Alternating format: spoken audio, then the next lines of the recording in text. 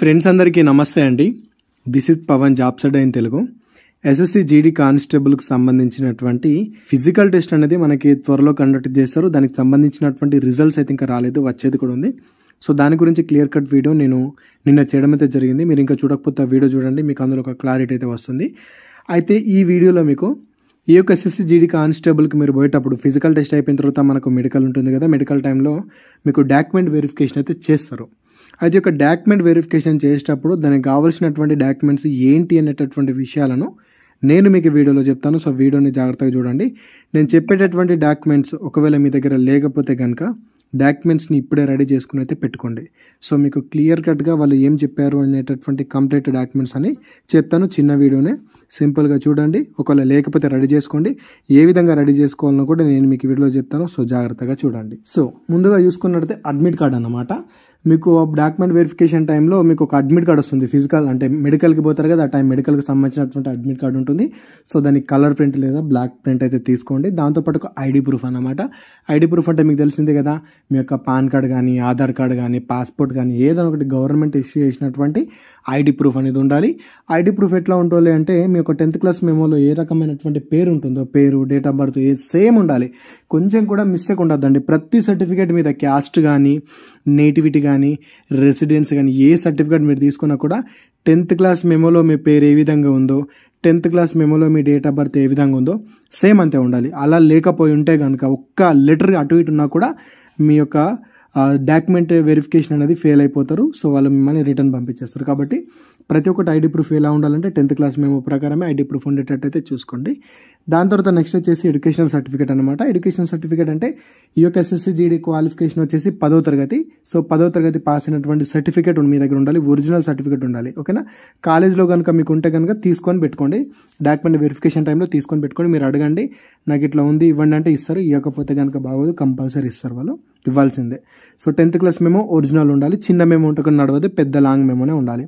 దాని తర్వాత నెక్స్ట్ చూసుకున్నట్టయితే డొమాకిల్ సర్టిఫికేట్ అనమాట.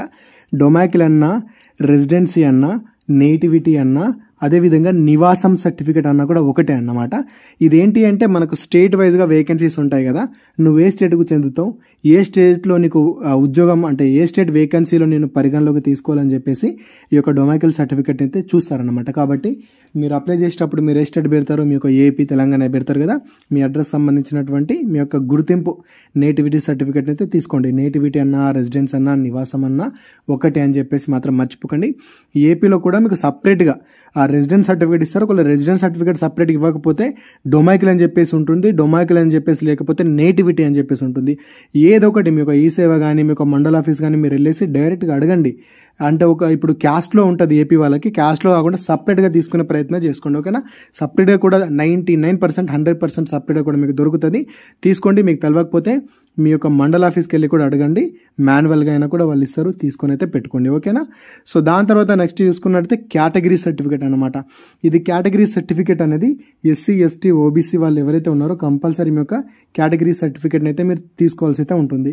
వాళ్ళు నోటిఫికేషన్లో కూడా క్లియర్గా చెప్పారు, ఈ యొక్క కేటగిరీ సర్టిఫికేట్ మరి స్టేట్ ఫార్మాట్ ఉండాలన్నా, సెంట్రల్ ఫార్మాట్లో ఉండాలన్నా అని చెప్పేసి దాని గురించి మీకు క్లియర్గా చెప్తా, జాగ్రత్తగా చూడండి. They are clearly mentioned in official నోటిఫికేషన్లో. మీరు ఇక్కడ చూసుకోవచ్చు, process of certificate and format of certificates అని చెప్పేసి మనకి ఇచ్చారు. సో మీరు ఇక్కడ చూసుకున్నట్టయితే ఒకసారి పాయింట్ అయితే ఇక్కడ జాగ్రత్తగా చూసుకోండి. SC, ST, OBC, EWS, UR the formats of the certificates are annexed with the notice of examination అని చెప్పేసి పెట్టారు. అంటే వీళ్ళు అనెక్సర్ అని చెప్పేసి వీళ్ళు రిలీజ్ చేశారు, అవి మాత్రమే పెట్టాలి అని చెప్పేసి అయితే క్లియర్గా చెప్పారనమాట. అంటే ఏంటి అంటే వాళ్ళు ఒక ప్రిస్క్రైబ్డ్ ఫార్మాట్ని అయితే రిలీజ్ చేశారు, అనెక్సర్ 1, అనెక్సర్ 2 అని చెప్పేసి. ఆ రకంగానే మీరు తీసుకుపోవాల్సి అయితే ఉంటుంది అని చెప్పేసి వాళ్ళు ఇందులో చెప్పడం అయితే జరిగింది.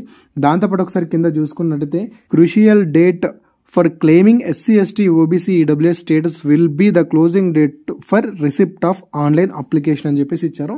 అంటే మీరు అప్లై చేసేటటువంటి డేట్ ఉంటుంది కదా, లాస్ట్ డేటు, ఆ లాస్ట్ డేట్ లోపే మీరు ఈ సర్టిఫికేట్లు అయితే తీసుకొని పెట్టుకోవాల్సి ఉంటుంది అని చెప్పేసి వాళ్ళు ఇక్కడ మెన్షన్ అయితే చేశారు. సో మీరు ఇంతకుముందు తీసుకొని పెట్టుకున్నా పర్లేదు, ఒకవేళ మీరు అప్పుడు తీసుకోకపోయినా కూడా ఇప్పుడు తీసుకొని పెట్టుకున్నా కూడా ఏం కాదు. ఒకవేళ అందుకే నేను ముందుగా చేస్తున్నా, తీసుకొని అయితే పెట్టుకోండి అని చెప్పి చెప్తున్నాను అనమాట. సో వాళ్ళు ఇక్కడ కింద కూడా క్లియర్గా మెన్షన్ చేశారు, మీరు ఒకసారి జాగ్రత్తగా చూడండి. Caste certificates in the format prescribed at the annexure 6, annexure 7 and annexure 8 అని చెప్పేసి వాళ్ళు ఇక్కడ చెప్పడం అయితే జరిగింది. సో ఇది ఎక్కడ ఉంటుందంటే ఇదే నోటిఫికేషన్లో మీకు లాస్ట్లో మీకు కనిపిస్తుంది అనమాట, అనెక్సర్ సర్టిఫికేట్స్ అని చెప్పేసి. మీరైతే ఇక్కడ వీటిని ప్రింట్ అయితే తీసుకోవాలి. ప్రింట్ తీసుకొని మీ యొక్క మండల ఆఫీస్కి వెళ్ళేసి, అంటే మీ దగ్గర మీ కేటగిరీ సర్టిఫికేట్ ఉంటుంది కదా, మీ స్టేట్ గవర్నమెంట్ ఇచ్చినటువంటి సర్టిఫికేట్, ఆ సర్టిఫికేట్ని చూపించి ఇటు నాకు ఎస్ఎస్సి జీడీ కానిస్టేబుల్కి సంబంధించినటువంటి నోటిఫికేషన్ ఉంది. సో వాళ్ళు ఇక్కడ నాకు అనెక్సర్ అంటే సెంట్రల్ ఫార్మాట్ సర్టిఫికేట్ అడిగారు, కాబట్టి నాకు ఈ రకంగా దీని మీద సంతకం చేసి మీరు ఇవ్వండి అని చెప్పేసి సంబంధిత అధికారికి మీరు అడగాల్సి అయితే ఉంటుందన్నమాట. సో ఇక్కడ అనెక్సర్ 6 చూసుకున్నట్టయితే ఇది format for SC ST certificate అనమాట. ఇక్కడ మీ పేరు మీ డీటెయిల్స్ అన్ని రాసేసి ఇక్కడ డిజిగ్నేషన్ అని చెప్పేసి సంతకం ఉంటుంది. ఇక్కడ ఎంఆర్ఓది లేదా మీరు డిస్ట్రిక్ట్ మ్యాజిస్ట్రేట్ తోటి కూడా మీరు ఇక్కడ సంతకం అయితే చేసుకోవచ్చు అనమాట. విత్ సీల్ అనేది క్లియర్ కట్గా ఉండాలి. అదేవిధంగా నెక్స్ట్ చూసుకున్నట్టయితే దాని కింద అనెక్సర్ 7 అని చెప్పేసి ఉంది చూసారా, ఇది ఓబీసీలకు సంబంధించినటువంటి సర్టిఫికేట్ అనమాట.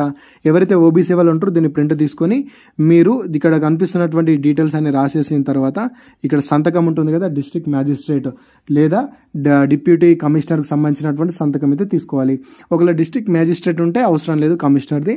డిస్ట్రిక్ట్ మ్యాజిస్ట్రేట్ అంటే ఎవరు, మీ యొక్క జిల్లా ఐఏఎస్ అనమాట, అంటే జిల్లా కలెక్టర్ నుంచి అయితే మీరు సంతకం తీసుకోవాల్సి అయితే ఉంటుంది. అదేవిధంగా అనెక్సర్ 8 చూసుకున్నట్టే ఈడబ్ల్యూఎస్ వాళ్ళకి సంబంధించినటువంటి సర్టిఫికేట్ అనమాట. ఎవరైతే ఎకనామికల్లీ వీకర్ సెక్షన్ ఉంటుందో వాళ్ళైతే దీన్ని తీసుకోవాల్సి అయితే ఉంటుందన్నమాట. సో మీరు ఎవరి ద్వారా అయితే తీసుకుంటున్నారో ఆఫీసర్ డిజిగ్నేషన్ రాయాలి, అదేవిధంగా సంబంధిత సీల్ అయితే వేయించుకోవాల్సి అయితే ఉంటుంది. ఈ రకంగా దీనికి సంబంధించినటువంటి 3 సర్టిఫికేట్ అయితే మీరు తీసుకోవాల్సి అయితే ఉంటుందన్నమాట. మీకు డౌట్ ఉండొచ్చు, ఒకవేళ ఈ సర్టిఫికేట్లు మేము తీస్తే స్టేట్ సంబంధించినటువంటి ఫార్మాట్ సర్టిఫికేట్లు తీసుకోవాల్సిన అవసరం లేదంటే స్టేట్ ది తీసుకుపోవాలి, అదేవిధంగా సెంట్రల్ ఫార్మాట్ కూడా తీసుకుపోయే ప్రయత్నం అయితే చేయండి. ఓకేనా, కంపల్సరీ ఇక్కడ కనిపిస్తున్నటువంటి ఈ 2 డాక్యుమెంట్స్ అనేవి చాలా చాలా ఇంపార్టెంట్. ఇవి కనుక లేకపోయినా ఒకవేళ ఇందులో మిస్టేక్స్ ఉన్నా కనుక మిమ్మల్ని ఎంబటే రిటర్న్ పంపించేస్తారు వాళ్ళు, ఇంకా చూడరు. కాబట్టి వీటిలో మాత్రం కొంచెం జాగ్రత్తగా ఉండేటటువంటి ప్రయత్నం చేయండి. దాంతోపాటు ఒక 10 ఫొటోస్ని అయితే పెట్టుకోండి. అదేవిధంగా ఒక 2 సెట్ల జిరాక్స్లు అయితే తీసుకోండి, ఇప్పుడు నేను చెప్పిన అన్ని కూడా. అదేవిధంగా ఫోటో వచ్చేసి అప్పుడే పెట్టిన ఫోటోనైనా వేరేది పెడితే ఏం కాదంటే ఏ ఫోటో పెట్టినా కూడా ఏం కాదు, 10 కలర్ ఫోటోలు తీసుకొని అయితే వెళ్ళండి. అదేవిధంగా ఒకవేళ మీకు ఎన్సీసీ ఉన్నా కూడా ఎన్సీసీ తీసుకోండి. ఒకవేళ మీరు అప్లై చేసేటప్పుడు ఎన్సీసీ పెడితే ఎన్సీసీ కూడా తీసుకోండి, అది ఏదైనా కానివ్వండి. సో మీకు ఇంకా డౌట్ ఉంటే కనుక ఈ అఫీషియల్ నోటిఫికేషన్ లింక్ నేను కింద డిస్క్రిప్షన్లో పెట్టాను, మీరు అక్కడికి వెళ్ళేసి దీన్ని డౌన్లోడ్ చేసుకొని ఒకసారి ఇంకా సర్టిఫికేట్ గురించి క్లియర్గా చూడండి. అదేవిధంగా సో ఇప్పుడు నేను చెప్పినటువంటి డాక్యుమెంట్స్ మొత్తం కూడా ఒరిజినల్ ఉండాలి, ఒరిజినల్తో పాటు ఒక 2 సెట్ల జిరాక్స్ అయితే ఉండాలన్నమాట. సో ఇదే క్వశ్చన్ అయితే గమనించండి. ఇంకా మీకు ఎలాంటి డౌట్స్ ఉన్నా కింద కామెంట్ చేయండి. దాంతోపాటు ఈ వీడియోని మీ ఫ్రెండ్స్కి షేర్ చేయడం మాత్రం మర్చిపోకండి. ఎస్ఎస్సి జీడీ కానిస్టేబుల్కి సంబంధించినటువంటి ఎటువంటి ఇన్ఫర్మేషన్ మిస్ అవుద్ది అనుకుంటే రెగ్యులర్గా మన ఛానల్కి టచ్లో ఉండండి. Thanks for watching. అందరికీ ఆల్ ది బెస్ట్. జై భారత్.